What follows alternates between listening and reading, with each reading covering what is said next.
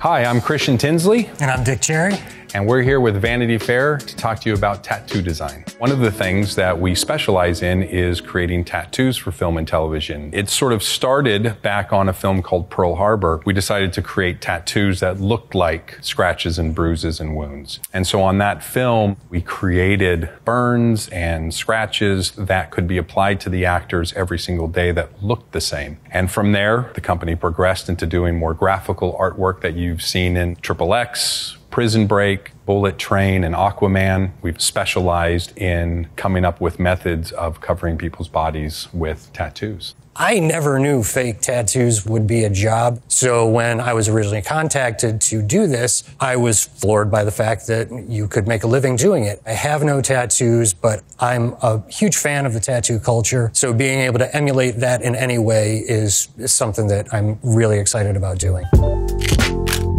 We usually start with backstory. The script can explain a little bit about the character, what they are presently, but not necessarily give you a backstory from where they came from and who they are. Tattoos are a process. They're usually gathered over time. They're adding to them constantly. Different experiences in life dictate the type of tattoo.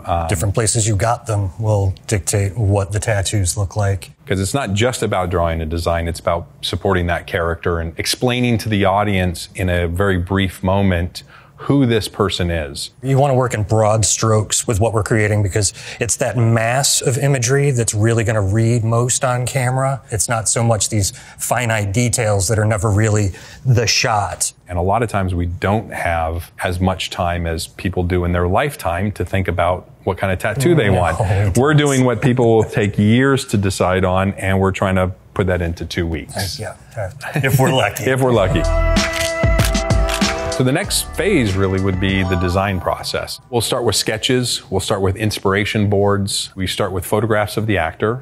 We'll do some broad stroke imagery. And that also gives us an idea on how we're going to chop up this tattoo in the long run, because we're always thinking that he's got to apply it when it comes down to it. Yeah, so it's like you've got to make this functional. You know, the best way we've described it over the years is it's taking a flat 2D image and wrapping it around a basketball. Like, how do you do that? If you're a muscular fella or woman and you've got a lot of bumps in your arms, it's going to make it difficult for that paper to start to hug that. We like soft people. Yeah, we definitely soft, shapeless doughy human beings are the best. Wonderful. And once we finalize that, we can decide on how this is going to be applied on a daily basis. We usually start that with getting the actor in and doing what we call a pattern cast, which is a 3-dimensional wrap of the actor so we can create our 2-dimensional imagery from that, knowing that it'll wrap back around that individual's body. Of course, with technology, we've been doing a lot more scanning of actors. Love that. Behind us is Aquaman. This is Jason Momoa's body, and that becomes a lot easier for us to work with because we have the actor at our availability at all times. Exactly, and we were able to dial it in and really take the time to get it to work the way it should work. If it's applied any different than the way I've designed it, that will change where it lands on the body. So you always have to put in some kind of negative space that allows for that little gap that may change when it's applied. Let's say you have some smoke that's rising, or flames are a good one. Great one. There's space in between those flames or in between those smokes where the skin's going to come through. We call that negative space, and those are great places where we can cut without actually interfering with the image. Yeah. You know, the other thing that we talk about internally that we don't normally share is the fact that actors adjust in size and weight before a film starts. So by the time we get them, weeks, maybe even months prior to shooting, they're still going through either special diets, exercise routines, or they're gaining weight. This makes adjustments to our designs that we've already started that we have to now compensate for, usually very last minute. It does make it for a difficulty at 4 in the morning. It'll when make you're us playing. twitch. We'll see it. Yeah. After we are done designing the tattoos, we've created groups of aging tones that we can apply to the tattoo. So if a director says this tattoo should feel 30 years old. We have presets in the software that we can apply to that artwork that then gives it an aged quality. Things like the ink looks like it's bleeding a little bit more into the skin, scarring during the process of the tattooing. Love that, because tattoo ink now is so dense and it's almost impossible to get out of your skin. But if you think of Sailor Jerry era tattoo ink, that stuff broke down and changed color. My uncle had a panther that was just a blob after a while. So they take on their own life in that skin. And depending on where you got the tattoo as well, you know, if you're in prison, your ink may be a different color completely. You're not going to have just... And they're using tools that aren't as professional. They're literally using pen tips and electric razors to get the needles to go in. And I've always told Dick, it's like, I'm really good at doing those designs because I'm not as clean of an illustrator as Dick. So it's like, if it needs to look like a bad tattoo, I got this one. I'll make it look blurry. After we treat the tattoos, then we go to a printing process with a special kind of ink that allows it to be water resistant, waterproof. The adhesives that we use are a medical grade that allows it to hold very well to the skin. Sometimes these tattoos, when they're applied, can last days, depending on the chemistry of the actor's skin, the type of environment they're in. Like if you're working 20 days in a row, correct, but you're in the winter in New York, they're going to be different than if you're in 110 degrees in Florida. What kind of wardrobe they're going to be wearing? Are they going to be having suits of armor versus t-shirts and jeans, or no clothing at all? I think location of the tattoo is also something to consider, because if you're putting a neck tattoo on or hand tattoos, those are high traffic areas is what we like to call them, and they're going to break down faster. It's one of the most common questions I get from other makeup artists when they call and say, the tattoos are falling off the hands constantly. I'm replacing them twice a day. Well, you got to tell the actor,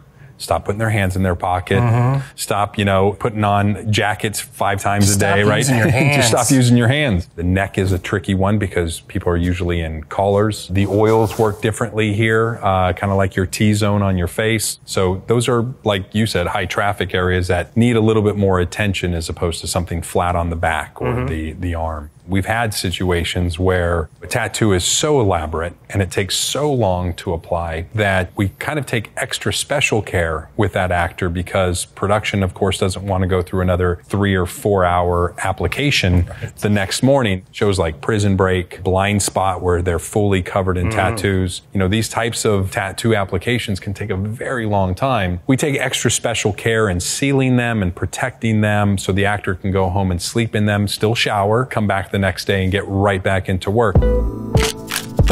Removal is another big aspect of what we do. It's something you got to be really, really careful with. You can really hurt somebody if you don't do it properly. And because the tattoos hold so well. Yeah. And by the end of the day, of course, the actor just wants to go home. It's been 14 hours already. And so it's common human nature to want to rub and scrub and think that somehow that exfoliation is going to get it done faster. And the truth of it is we essentially soak them. You let it sit for about 5 minutes, and then it all just sort of falls off. Yeah. One of the big challenges for both productions' finances as well as our job is to create tattoos for stunt people. And it's not just stunt people emulating the actors' fake tattoos. It's sometimes emulating the actors' real tattoos to be put onto stunt people. For example, in Bullet Train, Brad Pitt's tattoos in that film are all his own. And so we had to recreate all his tattoos to go onto the stunt double, as opposed to somebody like Tangerine or White Death, where we just had to create duplicates of those tattoos that fit the stunt actor. And another place that we use duplicating tattoos a lot are in commercials. Something that you think is LeBron James, but it's not. When you just see an arm coming into frame, or like you said, LeBron James, and you just need that shot of the lower half of the body, this is really where it plays into. Yeah. With the stunt tattoos and the recreating also comes into the idea that we've done shirts and things like that. So this all started back on a show years and years ago. It was a film called Torque. And I remember the producer coming to me and talking to me about the cost of all these tattoo appliques for the actors, for the stunt people, and that's kind of where the idea came from. Well, what if we could take a mesh type material and then slipped over the body to look inherently like their own skin and the tattoos? You go from a 2-hour application to a 30-second application. It's magic. In fact, I got an example right here. So this is an Aquaman tattoo. It's much more tan than I am, but you can see when it goes on, it just represents the tattoo and the skin tone. And as we progressed over the years, we ended up doing 250 of these suits on John Carter from Mars. Yeah, an instant army of tattooed Martians. And same with Mad Max Fury Road. Oh, the War Boys. War Boys, yeah. Yes. As an example, we have a lot of tattoos over here on the wall. We have Blind Spot. We have some tattoos from Westworld. And then these red designs, those are actually scarification tattoos for Fury Road. So these would go onto the actor's body. Layers of makeup and white mud would then kind of go over that. And you would have this believable three-dimensional scarification look for a lot of the background where they didn't have to put prosthetics on every day. Part of the idea of wounds differently than graphic designs is you have to treat the tattoo more like makeup. One of the tricks with wound tattoos is to understand how color translates onto skin through transparency. So there are certain wounds that look better on different skin types. It becomes a whole trick in itself. It's an illusion. It's a magic trick, essentially. Well, what I also like about them is that you can get a wound tattoo to look raised using negative space. It creates the highlight so the scab could look like it's butting up against something. And we can show you some examples of the tattoos. There's some scabs. So these are some of my favorites, the pimples. Right, yeah. If you have to do acne. You know, you get some little highlights in the middle there, some of the skin irritation, even with scab. This is a little bit fresher of a scab. You know, another great thing that we can always do is we can create aging with these wounds. So we'll create a scab that's more fresh, and then we'll start to diminish that scab and make it look more brown and yellow as it starts to heal. Always kind of fun and fascinating.